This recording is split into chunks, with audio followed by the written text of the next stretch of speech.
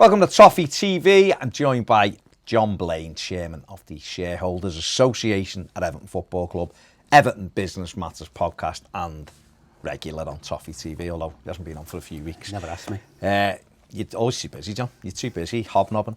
Want to talk about the manager situation. Obviously, will be Duncan is the manager at the moment, and we will speak about Duncan in great detail in a minute. But just with what's gone on at the moment, we'll be probably doing updates regularly till we get the new man in. But before we go on to any one candidate, what do you make of everything that's going on in terms of the press? Because at the moment, there's names coming. Every day. It seems to be a different name every single day, and the old names in the background as well. So, I mean, what do you make of that? Do you think it's just the press kind of just throwing names out there, or do you think there's anything behind some of them? It's probably a bit of both, isn't it? I think the press don't know what's going on, I don't think. I mean, there's always, and if you go on social media, you'll always have the people who say, well, that press man is got Bill's ear and that one's got Farhad's ear and no one's got Brands' ear, therefore some of it might, and so on. Yeah. But I think there's a lot of guesswork, and clearly there's some driving by betting companies as well to make people, I mean, you can see, I think Ancelotti's like favourite for the Arsenal job and favourite for the Everton job at the same time with Sky Bet. So, well, how's that work? Yeah. You can't be favourite for, well, I suppose you can be favourite for both. But I just, and I talk to the media, and occasionally the media talk to me, asking me what's going on. Yeah. And the reality is I don't think they know.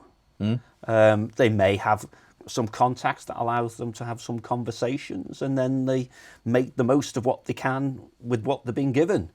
But I think, generally speaking, the club, I'm sure, have got a plan of some description. I mean, we talked about it on our podcast. We recorded a podcast this morning, and we talked on that. And, absolutely, Everton Business Matters. And on one hand, you can think, God, this club's in a mess. It doesn't know what it's doing. Look at all this going on. And on the other hand, you can say that's just journalists doing their job, which fundamentally can be making the most of not much insight. Yeah, true. And we're still doing what we always do, which is silent running, radio silence, doing our washing in private, not in public, and those sorts of things. And therefore, and because Moshiri effect is there as well, isn't it? He's involved. So I would imagine Mr. Brands knows who he wants, and the board know who they want. And maybe Mr. Moshiri has others in mind as well.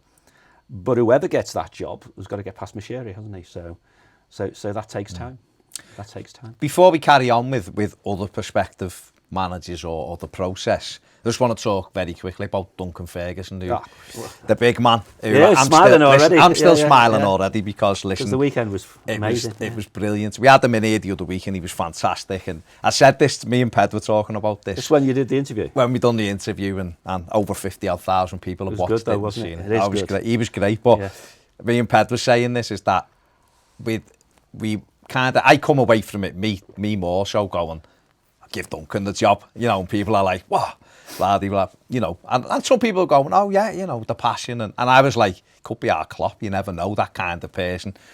But then on Saturday, when I was on my way to the match, the reality was there, wasn't it? The big man was there, he was in charge. The manager. He's the manager, he's there to be shot at, and I think for him, and certainly an angle that I was looking at, or I felt it on the way there, was he put himself there to be shot at, didn't he? Yeah. For all the doubters, we were playing Chelsea, 4th in the table, on a great run.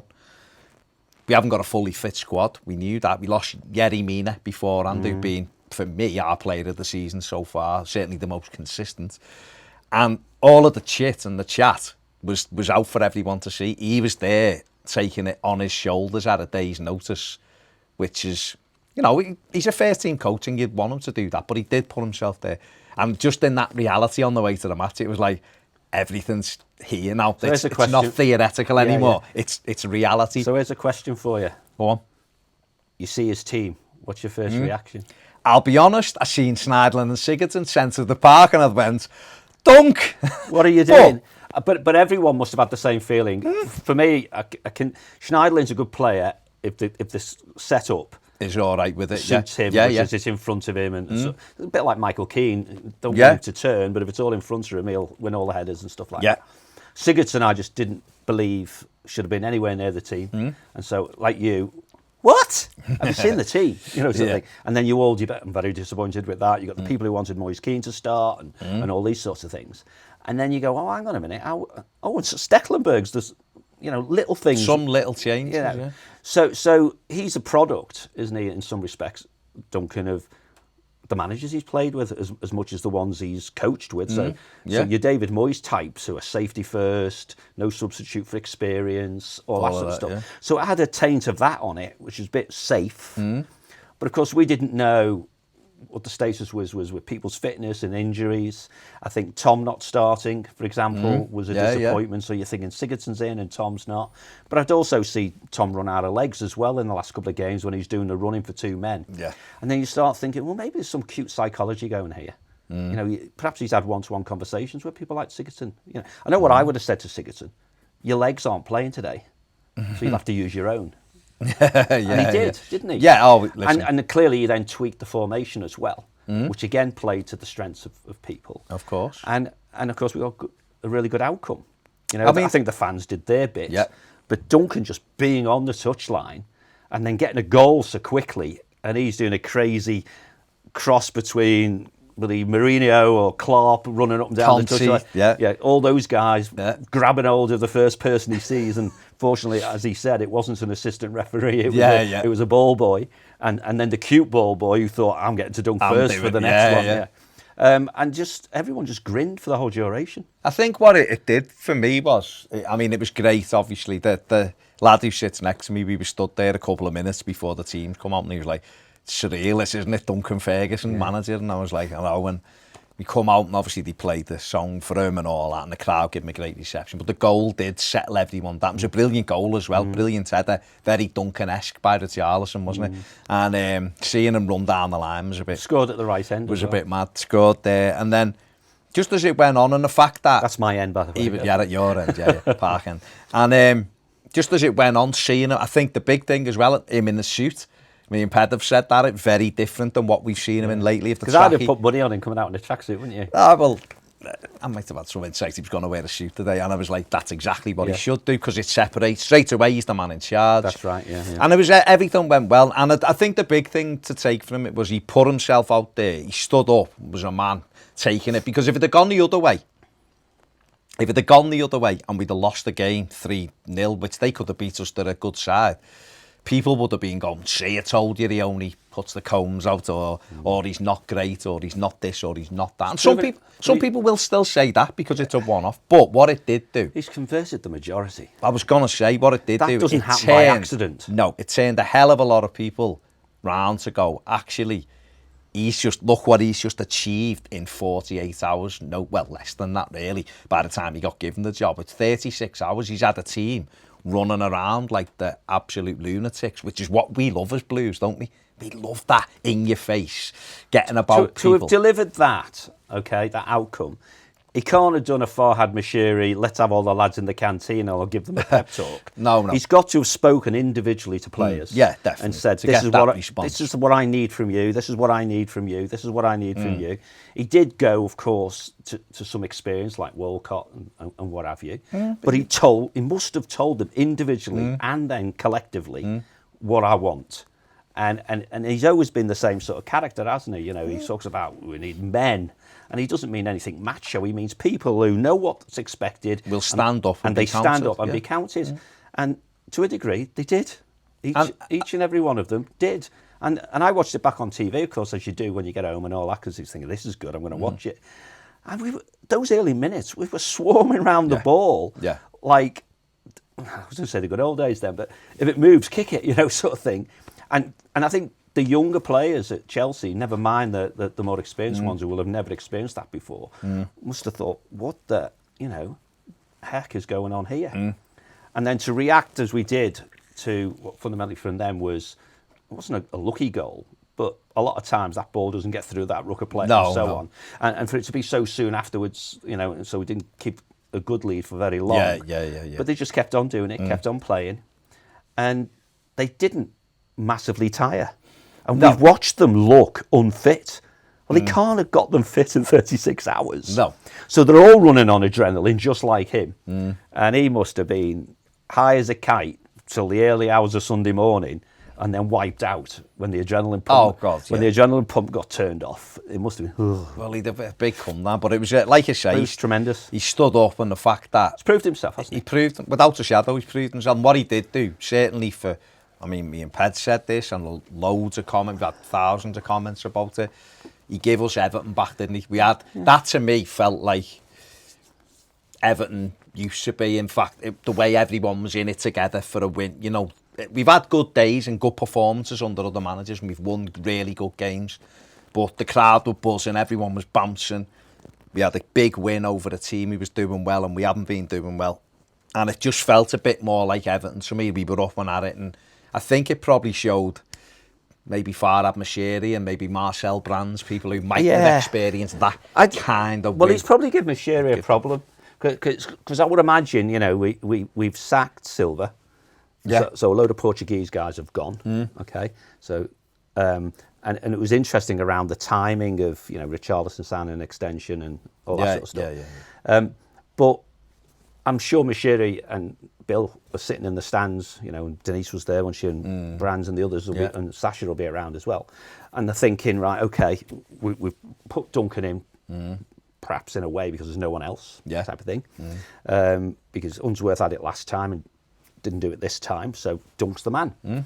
But it's a free hit because there's no expectation, and we're going to put a new manager next week. Yeah, because they must have some things in train. And then he does that. And Moshiri, I remember speaking to Moshiri, and he, the first time I met him, he talked about he'd never experienced the atmosphere that he had at Goodison. Because he'd come from the Emirates. It was a bit, you know. And it's gone up another level. Because, I mean, we're talking on our podcast today, and I think Paul was saying, you know, that's the best atmosphere since Chelsea, say, you know, when the FA Cup. In the FA Cup. And it's funny that they're both Chelsea sort of thing. But this was different level altogether because it wasn't just the fans getting behind the team as fans. There was a palpable, we're all in this together. Yeah. You talk about stewards. You can imagine, I don't know, people in the lounges, bloody servers, chefs, security men, whatever, all having massively beaming grins on their face, and players as well, simply because this guy just, it was a fan being the manager. Yeah, that's what it felt like. It meant so much to him to have the chance to actually be announced as the manager and stand on that touchline in that little box with his suit on, you know, and still having the bloody sweatband and all that sort of stuff. And then he's just so hyper. But he'd done the hard yards in a short amount of time. He must have done because they were invigorated. Now, if it was a flash in the pan, and you can't repeat that, then we've still got that memory. But to me, he's proven he's much more than a man who puts out the cones. Now, the pros knew that anyway. Yeah, of course. You know, I mean, I was listening to 5 Live last night before the Champions League, and the one with Kelly Cates on it. And I don't know who else was in the studio, but Pat Nevin was there. And Nevin was telling stories from the old days when he played with Dunk for Scotland and stuff. But he was saying, you know, the perception of the man is 20 years out of date. You know, and he is, isn't he? He's a quiet, reserved sort of guy. Thoughtful. Nevin was talking about him being both tactically and technically really good. Yeah. And this is Nevin, and I had a similar conversation with Nev Southall actually in the Winslow, and same sort of thing. But he's not been given the chance. You know, this last manager clearly made a mistake in not embracing that and using that to fuel things and all that good stuff. And he's had the chance now, and he's bloody nailed it. You know, exactly. So he's going nowhere, is he? No. So whoever comes in, it's just utilise him. Yeah, what role does Duncan have? And you've got to use it, because whoever comes in will have seen that. They'll have seen that passion. They can look at his CV with all these UEFA badges and or all that sort of stuff, none of which Franny's got or Tim Cahill's got or whoever who are at the club at the moment. And he's got all the official stuff that says he the can do highest it. coaching badge. And now he's done it in the Premier League against a rising managerial star in Lampard, who looked like his world had fallen apart when he was interviewed after the game. And it's always refreshing when a club plays Everton and they talk about all the mistakes they made and how they couldn't stand up to this and we were just not on our game. We didn't let you play. Yeah, that's the whole thing about it. You know, they've got talented players and United have got talented players, but our away fans will be terrific on Sunday, just like the home fans were last week. And I know we've got a number of injuries and stuff, but if they put in the same amount of effort, we will put, you know, Man United under pressure and we'll take chances. You know, and I was at the City game, you know, last week, and that was more to because I went straight from Everton's game to City's game. Oh, okay. Because my mate had a spare. That was as much how poor City were than at the back. I mean, than United were fabulous. I think so let's do it again. In some respects, though, for Sunday, regardless of the result, it's a free hit. Man. It's a free hit. We've got injuries. We've won the home game, and whoever was in charge at this weekend, it'd be a big ask because. Just because we are carrying, we don't know whether Walcott's going to be fit. We don't know whether Yerry Mina's going to be fit. I know Mason Holgate wanted to come off at the weekend because he was carrying a knock. You know, we could be 3 or 4. Luca Dean went off with a groin injury. He dropped in. So, no, but what I mean is we're not going to have our first choice team. So what we have to do is, but if Everton go there and put the same amount of effort in, and have a right good go, I think people will go, well, yeah, fair enough with that. And the right to play off football. Because Dunk has, for me, Sunday is neither here nor there. Because if he's in charge for Leicester, Arsenal and Burnley, which I'm not sure he will be because they might have a new manager in by then, but if he's in charge for them 3, I'd be backing us over them because of the way he is, because of the way he get Goodison bouncing. But, like you say, whoever comes in, I think personally he's got to be the assistant manager. But let's move on to just a couple of names who are out there. Carlo Ancelotti, brilliant CV, 3 times Champions League winner, won the championship 4 times in other countries, and you know, being around gets sacked a lot. Whatever. He does, but you know, he's had some. Basically, he's managed some of the biggest clubs in the world. Won the Premier League, of course, with Chelsea as well, so he's got experience here. What are your initial thoughts about Carlo Ancelotti? My initial thought were, in fact, while you were talking, is it's the sort of manager that Farhad Moshiri would like, which is, you know, it's a bit like when you invest in stocks and shares in it. You know, the value of your investment may go up, but it may go down as well. You know, and catching a manager like that who's on the downslopes, because he is. Well, yeah, of course. You know, going to Napoli was not the same, you know, and there's something going on there about why they've dismissed him, I suppose. But what is the last 3? Real Madrid, isn't it? Bayern Munich. I mean, Munich, the players went on strike effectively, didn't they? But apparently when Paul Clement left, wasn't it? Yeah. I haven't read too much. So then you're into he's a more old style manager who's about managing, and he needs good coaching people as well. So your argument of, well, Ancelotti and Duncan Ferguson might work, sort of thing. But would he not be good if it was that? If Everton, because don't forget he inherited Paul Clement, then he took him everywhere with him because he was impressed with him. If that was Ancelotti and Duncan, would that not be good for Duncan's development, though, absolutely, to learn off a manager like that? And I think Duncan's probably learned a hell of a lot because he's worked with quite a number of managers in a relatively short period of time recently. And you know, and I can't remember from your interview whether you talked about Allardyce, but you know, he talked about it. He rated Allardyce as being, you know, you forget the playing style, but as a man and how he works with people, he was good at what he did, and he technically knows his stuff. He just chooses to play the wrong way as far as people like us are concerned. Ancelotti, I don't get hugely excited, I suppose, is the answer. Right, to be honest. That's fine. I'm not going to lose any sleep if they appoint him. What I would think though is if we suddenly wake up tomorrow and you know Ancelotti signed a 3.5-year deal with Everton, my subconscious view is that just means the cost of getting rid of him is going to be even higher than it's been for the ones we've been burning recently. He's got a great CV. The last 3 jobs, his win percentage has gone down. He's been sacked from all of them. So are we catching him at the right man at the wrong time? His win percentage is still quite high, though. Well, it will be the clubs he's been at. Even at Napoli, though, Napoli's 60%. Yeah, but the clubs he's at, yeah. But anyway. But if it, okay, so if it is, I think his best days are behind him. Yeah, but again, that might be, he's a well-respected coach. Yeah, absolutely, yeah. Good reputation, and he could work with a younger coach like Duncan. You would think so, yeah. Put good people around, and maybe Tim Cahill as well. Yeah, and I don't know if he comes with an entourage, like Silva and others, they bring all their usual backroom boys.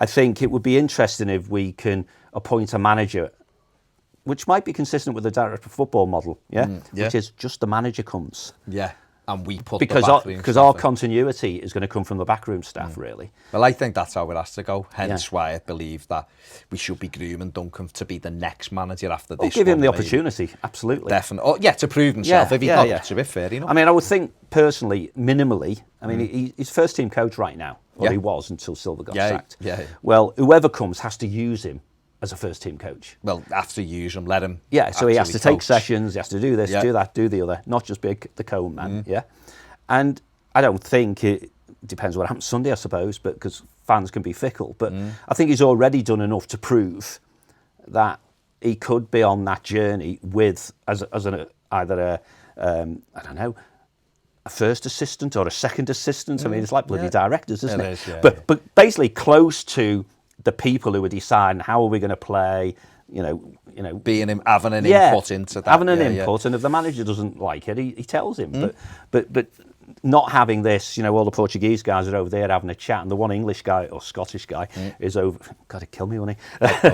The one Scottish guy is over here going, no one's listening. Well, no one's even asking. Well, taking Ancelotti aside then, just very quickly, is there anybody else whose name you've seen mentioned who you think, I wouldn't mind him, actually, because there's not many outstanding candidates, and there never will be in mid-season, but not many people grab me. Well, those ones that you might want aren't available, are they? No, so of those mentioned and, almost asking for the job on TV, Benitez, for example, I don't think many fans would have an issue, notwithstanding the previous places he's managed with him. I don't think he personally would have an issue. Could have been hated more than he was at Chelsea, could he?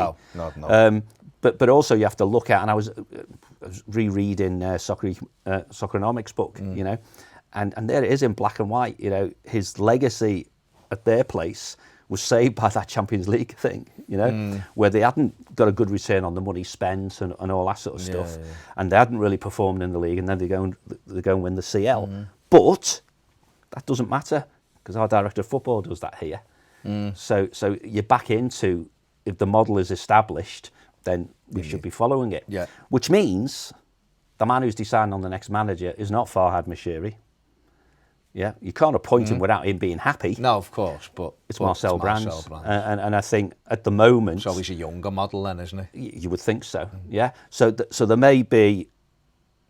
Maybe they'll distill it down to a couple of choices. Where one is maybe it's an Ancelotti, an experienced track record manager, or the next thing really. But it's got to be someone who's earned the right. Let me throw two names at you. Feel free. Both with Everton connections. Right. And let me know how you feel on both of them. Okay.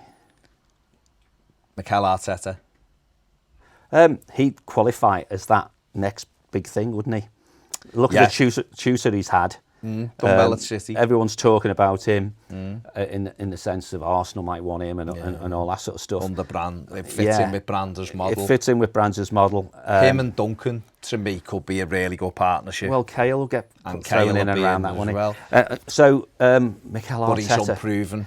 Yes, but I mean, if you're going to take a chance, right, on a so-called unproven manager like Silva, for example, would you prefer to take a chance with someone who the fan base adore, predominantly adore? I have my issues with how Arteta left and stuff like that.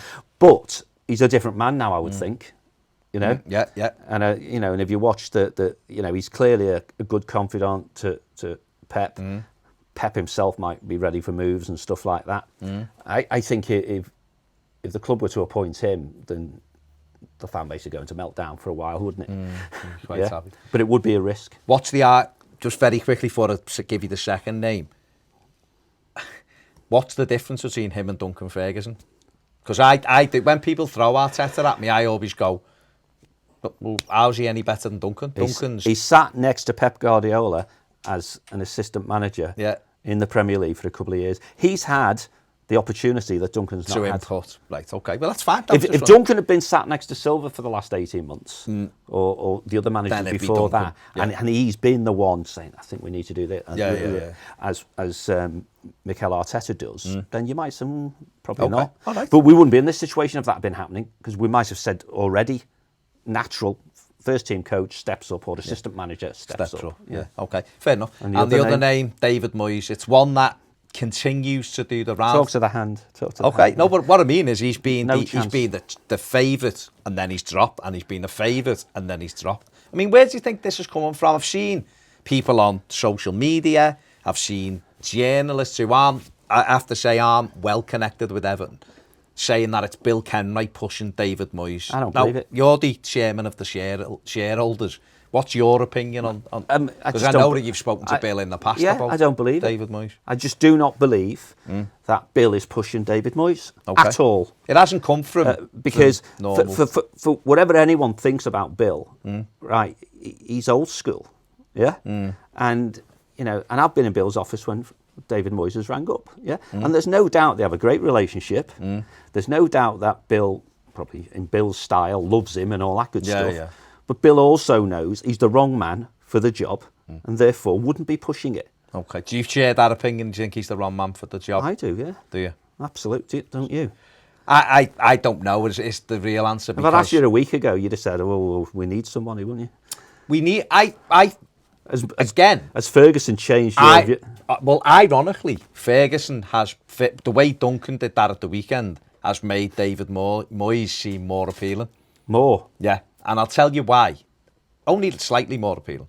But what I mean is, it reminded me of that being because what David Moyes did do very well, for all of his faults, was he was able to get everybody on the same page at that period of time, wasn't he? And he produced good sides with very little money, and there was a lot of steel about his teams, and there was a lot of steel on Saturday about, albeit Duncan was more emotive, although Moyes was known to run up and down, jump around. So I suppose it just gave me that feeling again of like, well, at least I know every one of them walk off that pitch giving everything. So that's why, but I understand, I accept everybody's reservations. Time's gone on. I didn't like the way he left the club. I didn't like hang on.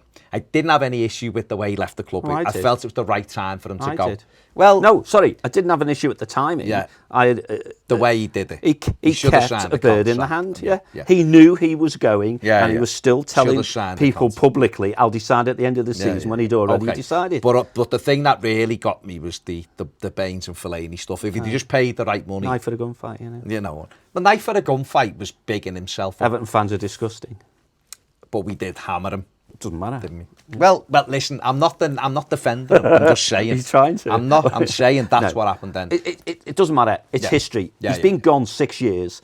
Not just he has changed, because he's had a number of serial failures since then. Yeah. But our football club's changed. Still madly got the best win ratio since Alex Ferguson at United, though. Yeah.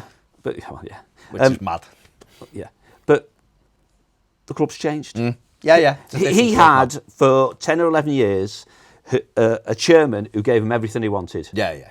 And he was the most powerful man at the club, and a bit more probably. And he ran the place top to bottom. Now he'd just be the manager. Yeah. And come on, there isn't a massive queue of companies, of businesses, football clubs lining up to appoint him. How long's he been out of work now? And we'd get Alan Irvin and all that sort of stuff, and it'd be, we're getting the band together and all that sort of stuff. And it's not it. Yeah. He is just not it. Okay.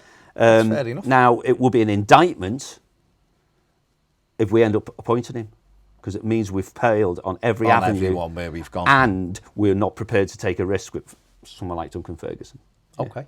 That's what it would be if he ends up getting appointed, wasn't it? That's fair enough. But he's sitting by the phone, isn't he? He's probably waiting, and I suppose you're waiting for people to check off the list, aren't you? But I suppose the interesting thing, just finally, there was that report the other day that Bill Kenwright wants one man, Marcel Brands wants another, Farhad Moshiri wants another, which doesn't come across great, does it, if our board's split? Do you believe that's the case, or do you just think or do you want to think that they're methodically going about this process, or do you actually believe that there's 3 of them who are split? Well, okay, well, there's 4 on the board, you know. Four, so okay, Razantsev doesn't have a view apparently because he never gets a mention, does he? No, well. You just have to step back from it and say, is Marcel Brands professional? Yeah. Okay. They pay him a lot of money. Him and Bill get on really well. Yeah. Okay. So why would they be at odds with each other? So that, you know. Yeah, yeah. Denise, perhaps of the 3, has least input, you would imagine. And meanwhile, you've got a bit of a off-the-wall character who happens to own the football club, who will have his own views. Of course. So it would not at all surprise me if Farhad Moshiri was running his own pattern of, let's be dismissive, sorry, Farhad, yeah, because he does watch, yeah. Be dismissive and say he's off looking for his Hollywood name. Okay. And probably Bill and Brands, with a bit of Denise and a bit of Sasha, agree maybe doing what kind of player, what kind of manager do we want, what stage of the career do we want him to be in, and so on and so forth. Thing, yeah. And so that might distill down to, as I sort of said before, you know, those 2 managers, or maybe 3, whatever it is, where we have to, you know, you've come up with the names from different routes. Farhad wants some guy, you know, he's seen someday in the past who's something brilliant, who he's had a chat with on his yacht and seems like a nice man and all that. And Brands will have his very structured, methodical, you know, we're thinking of the project, blah, blah, blah, sort of thing. And in that sort of dialogue, Moyes can't possibly appear, can he? Going back to the Moyes thing. No, I don't. But if Farhad insists on somebody and Brands says over my dead body, you know, and compromise kicks in, you can end up with a left field candidate, can't you? But it's when. Yeah. Because the games are going to come reasonably quickly now. Well, we've got 3 in 6 days, haven't we? So there's almost not a good time to drop a new manager in, is there? No, because I suppose the biggest break we've got is between the Arsenal game and Boxing Day. But then you've got Christmas. So I suppose... When's the... We've got United Sunday, Leicester Wednesday. I was going to say, is it Tuesday or Wednesday? I couldn't remember what the date was. Half 12 Saturday. You know, so we have to have if the manager's... If Duncan's going to do 2 games, and that's all he's going to do, then the manager needs to be ready to go, doesn't he? This week, sort of thing. So, and perhaps, I don't know, even will you announce it? I don't know. But you know, because Allardyce got to sit in the stands, didn't he? Well, I was going to say, and I suppose... me just off the top of my head thinks if we're going to appoint someone, maybe he'll be in the stands for the Leicester game, so Duncan will still have Leicester City in the cup as well. And then that manager. And that's where I was going. And then that's where I was going. That Duncan might have 2 more games. But it gets harder after that to when to drop him in, doesn't it? It does, because then I think it's the 26th and I think it's the 28th Newcastle, isn't it? So a couple of days after Boxing Day, then we've got City, then we've got the derby in the cup. So there's like 6 or 7 games. First derby win for a long time, that's going to be, isn't it? Well, great for the new manager, and Big Dunk jumping up and down the touchline at Anfield with a victory. Can you imagine Duncan as the manager at Anfield, though? And winning. Him and Klopp. I honestly think at some stage he could be like a Klopp to us in terms of not the same as that one, but that passion that he brings, the passion and the love which it is of the football club, and the understanding what we want as fans, which I think Duncan's got. That's got to stay close to the players. It's got to. Listen, it's easy to say the players responded after a derby victory, a derby defeat, but they haven't responded like that at any other defeat. So the behind the scenes stuff right now must be really interesting because you know, undoubtedly, I guess, just because of his availability, and if a billionaire says, "Do you fancy a coffee?" then Mr. Ancelotti will go and have a coffee, won't he? Yeah. But you know, he might rather fancy Arsenal, so we'll play that game of being a stork and horse and getting one set off against the other and all those sorts of things. But when it comes to it,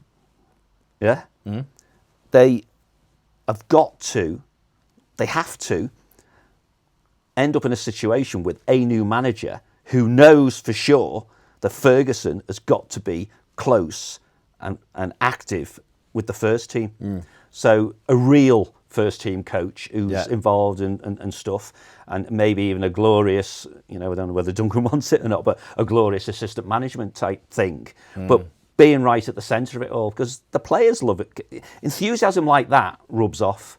Oh, God. You know, and he will have coached some of our younger players when they were coming through the ranks as well. You know, your DCLs and Tom Davis, Mason, John Joe Kenny, John Joe, all those guys. So he's earned the right to be treated properly. I think. Ped always says it about inspiring, Yeah. Being able to inspire, and I think we saw that he was able to inspire people who had been very uninspiring, let's be honest, this season, and he done that. It's only one game. In 36. It was one game, but no one can ever take that away from him or us, can we? We had that game, his first game against the top 4 side, and we beat them 3-1. Yeah. So that for me is why. And the fans count as well. The fans massively. The fans count. The fans were amazing. If you're going to away game, like I go to away games and stuff, and you see, as I have seen, Sigurdsson not turn up for 4 games in a row and he still gets picked. Yeah. Almost your confidence falls off as soon as you see the team. The team, yeah. Now, when we saw it the weekend with Abbott's Duncan, yeah, and now we've seen. Yeah. So certainly there's no, what I don't expect anyway, but there's no negative side to our fans going to Old Trafford. No. The media will talk them up because they've beaten recently. Wins, yeah. But our performance against Leicester was okay. The shite one was just that. Yeah. And then we've done Chelsea, you know, who up until recently have been on a really good run. So free hit. It is a free hit for everyone. Don't turn that into a defeatist thing. No, and Duncan can't because he's have a go and see what happens, and then get ready for Leicester. And if we have got those injuries, then that makes it even. And it makes it more difficult, but then it gives other people an opportunity, doesn't it, to go and put yourself about and put yourself in the manager's eyes. But like I say, I'm going to finish by saying he's done more than enough, in my opinion, to earn the assistant manager's job. And I think if he was the assistant manager with a Carlo Ancelotti, or even if it turned out to be Mikel Arteta, I think you're uniting a fan base as well, because you're having that there. They can see him. He's allowed to get up and physically do what he was doing the other day, and no manager's going to be looking and going, what are you doing, sit back down kind of thing. And I think that helps both of us. But very, very interesting. It's going to be interesting times ahead. We're back being optimistic Evertonians again. We are. Change the perception in 36 hours. It's all good. It's good. Big thanks to John for joining me. We'll be here updating as and when. If there is anything to update, I'm sure it may have changed again tomorrow. It might be Chris Wilder by tomorrow. Who knows? Who knows? Make sure you subscribe, give the video a thumbs up. Join us on Patreon if you want more videos. Don't forget to check the link in the description if you want anything from our shop, or if you're buying anything from Everton Direct, like this lovely training top. The link in the description is there that I've currently sales on. So if you're getting stuff for Christmas, click that. We get a couple of pence, but you save money. So there you go. Thanks for watching. See you later.